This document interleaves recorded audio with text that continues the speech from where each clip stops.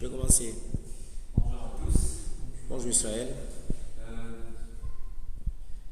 Déjà, pour commencer, nous allons parler du cours de l'histoire générale de la communication, puisque nous sommes dans la faculté des sciences d'information et de communication. Et sans plus tarder, nous allons passer à l'introduction de notre cours. Et parlons de l'introduction de notre cours. Avant tout, il est probant et important d'expliciter chaque chose et différents termes que nous aurons à utiliser, à employer durant notre dispensation de ce cours de l'histoire générale de la communication. Voilà que l'histoire générale de la communication remonte déjà à la création de l'humanité. Une chose qui peut s'avérer avoir des différences ou des références, voire bibliques, puisque dans la Bible, on parle aussi de l'histoire, on parle de la création de l'humanité, mais en communication, nous parlons de l'histoire de la communication qui remonte depuis la création de l'humanité jusqu'à nos jours. Mais cette histoire n'a seulement pas commencé comme ça, elle a commencé à se développer progressivement tout en respectant une suite tout à fait logique. Et cette suite logique était ou dépendait de certains faits, tels que les messages codés, les messages décodés, ce langage, le langage de feu des brousses, puisque l'histoire de la communication a commencé à évoluer ensemble avec la civilisation de l'homme. C'est-à-dire, plus l'homme évoluait, celle-ci évolue aussi. Je pourrais souligner que l'histoire de la communication était dans l'homme de façon indirecte, puisque c'est celle-ci qui inspirait aussi une civilisation de l'homme. Puisque du moment où l'homme découvrait que ce que je fais, c'est bien, ce que je fais, c'est pas bien, à travers le feu de brousse, c'est important et c'est possible que si quelqu'un est perdu en pleine forêt, à partir de ce genre de signes, c'est vraiment facile à ce que ce dernier soit repéré. Alors, dès lors que l'homme s'est rendu compte que ce genre de faits ou de signes étaient importants, l'homme s'est donné la peine de les stimuler, de les garder pour son quotidien. Voilà que dans l'histoire de la communication, il y avait les tam-tams. Les tam-tams, jadis, cela était utilisé pour donner une information. Une information, supposons que dans un village, il y a un événement, et on se servait des tam-tams pour dire aux gens de se réunir. On se servait de ces tam-tams pour signifier aux gens que non, il y a deuil. Non, le roi vous appelle dans la cour. Alors, dans la communication, il y a ce qu'on est une question de contextualisation. Ça veut dire que quand on parle, il est vraiment possible que nous ne soyons pas à même ou à mesure de tout expliquer correctement ou avec les mots qui nous ont été prêtés, voire parfois dans des dictionnaires, voire parfois dans des livres. Puisque la communication elle-même nous interdit, je vais y arriver à certains endroits, de maîtriser nos textes par cœur. Puisque quand vous maîtrisez vos textes par cœur, il vous sera difficile de dispenser la matière que vous avez en vous juste du moment où vous avez oublié un seul petit mot. Voilà pourquoi, quand je reviens à la question de contextualisation, quand on voit la communication, nous voyons les auditeurs, les téléspectateurs, nous voyons des milliers de personnes qui nous regardent, des milliers de personnes qui nous écoutent, que ce soit sur Internet, que ce soit à la télévision, que ce soit à la radio, sur son smartphone, partout. Mais alors, dans la question de contextualisation, on dit entre intervenant et auditeur. Une question de contextualisation peut avoir lieu seulement si il y a un contexte particulier, un contexte unique entre ces deux. Et seulement s'il y a une chose Personne ne pourra mettre en doute ce que j'ai dit, puisque tous dans le monde, nous sommes fondés et basés sur l'intérêt. Maintenant, il dépend de quel intérêt dont il s'agit. Quand l'intérêt est positif, voilà, il y a une attraction entre intervenant et auditeur. Mais quand l'intérêt n'est pas positif, il est vraiment difficile qu'on puisse faire tout ensemble, puisque rien ne nous unit. Certes, la communication parle aux gens qui sont loin, aux gens qui sont près, bref, elle nous unit, puisqu'elle établit des relations, elle met en soi un pont entre nous et les autres, entre des interlocuteurs occupant tour à tour des positions différentes. Voilà, je reviens à la question de contextualisation. La question où le contexte en lui-même, il a de principales composantes. Et ces principales composantes sont par exemple le contexte institutionnel. Le contexte, qu'est-ce qu'un contexte institutionnel? Un contexte institutionnel, on appelle un contexte institutionnel lorsque les règles sont définies, les règles du jeu sont définies, lorsque les rôles sont bien déterminés. On ne peut pas parler d'un contexte institutionnel si les rôles ne sont pas bien déterminés. Nous ne savons pas qu'allons-nous faire. Personne ne sait où doit-il être, que doit-il faire, quel poste doit-il occuper. On ne peut en aucune fois parler d'un contexte institutionnel. Mais dès lors les règles sont très bien définies, les rôles sont très bien déterminés, on parle d'un contexte institutionnel. Et après ça, il y a une deuxième composante qui est le cadre. Le cadre, c'est l'endroit où se situe la rencontre. En d'autres termes, le cadre, c'est un environnement direct.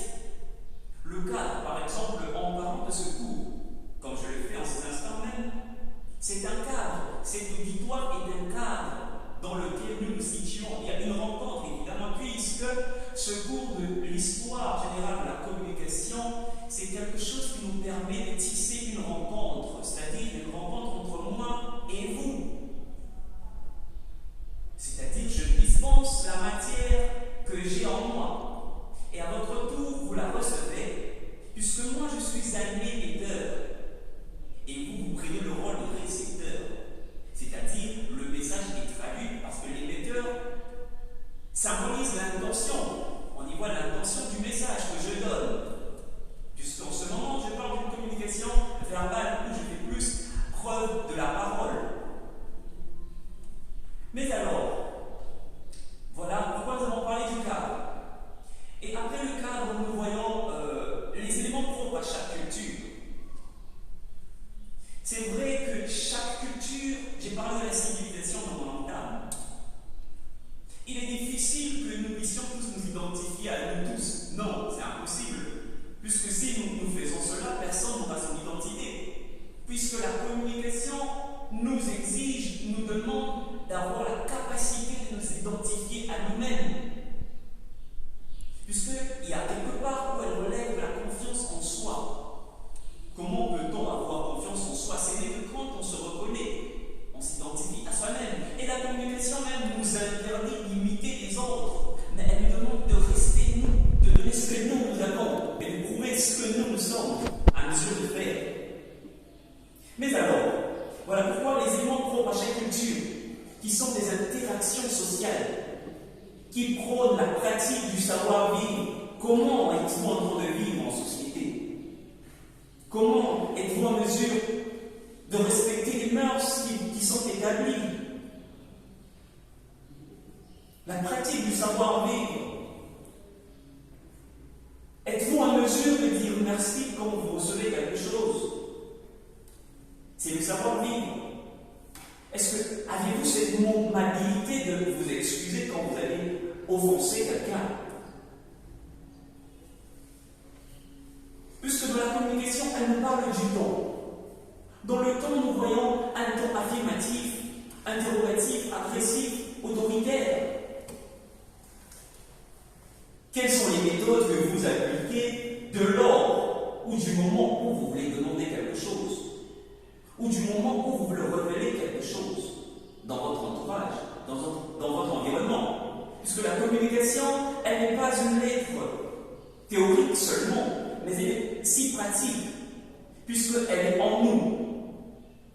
nous devons vivre avec elle.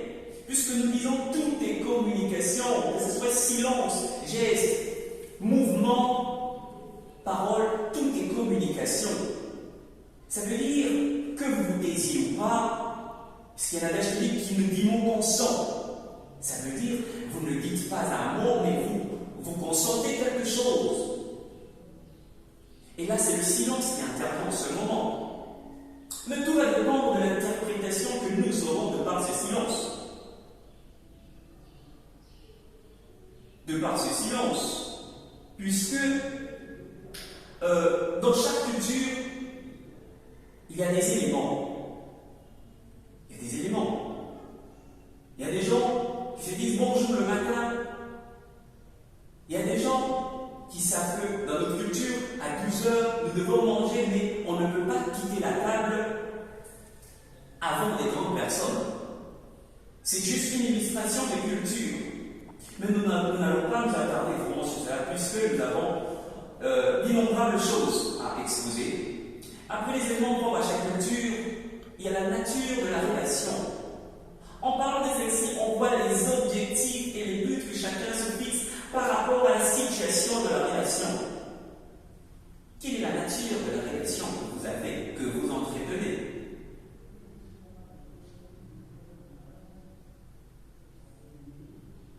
Et après ça, nous allons parler de la personnalité. Chose que beaucoup de gens manquent.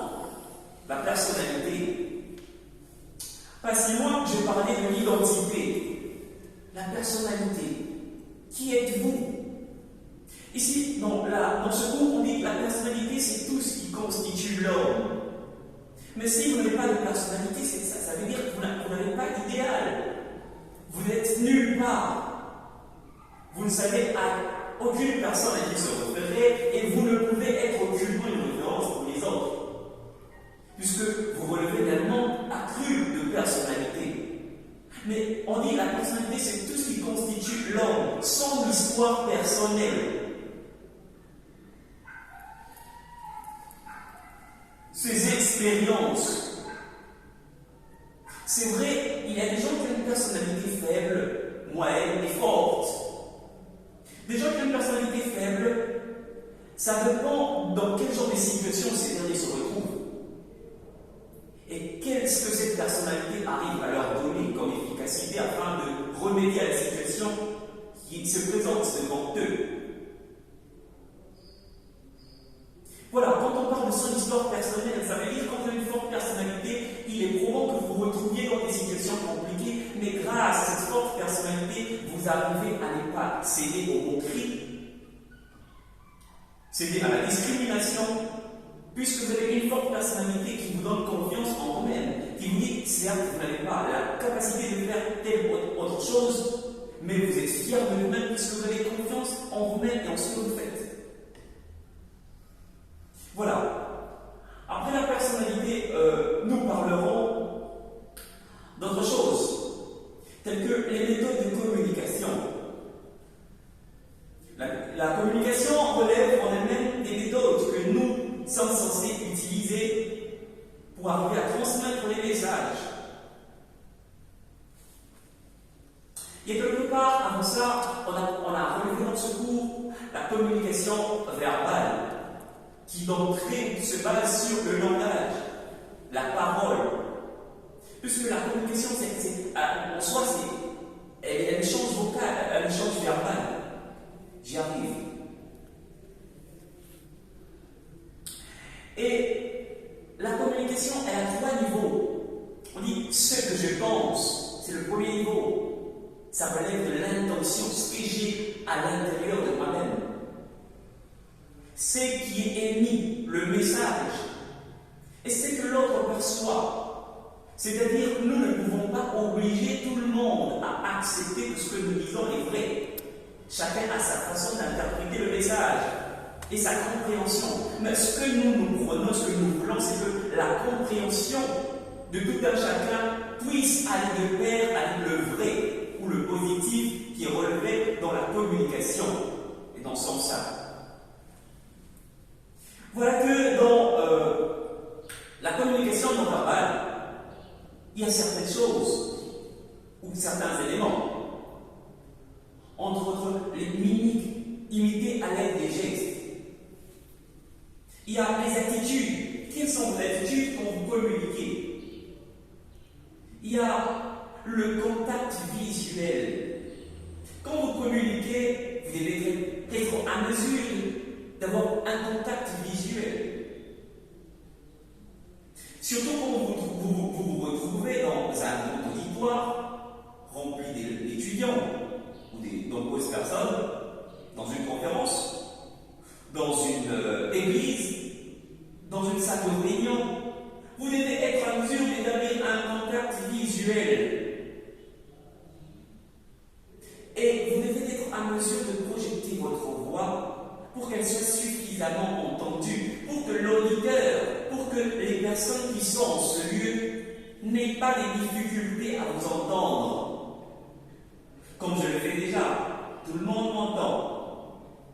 Et la communication nous interdit d'avoir une transmission de messages très rapide, très lente, mais en fait, elle doit être non uniforme, mais elle doit être équilibrée.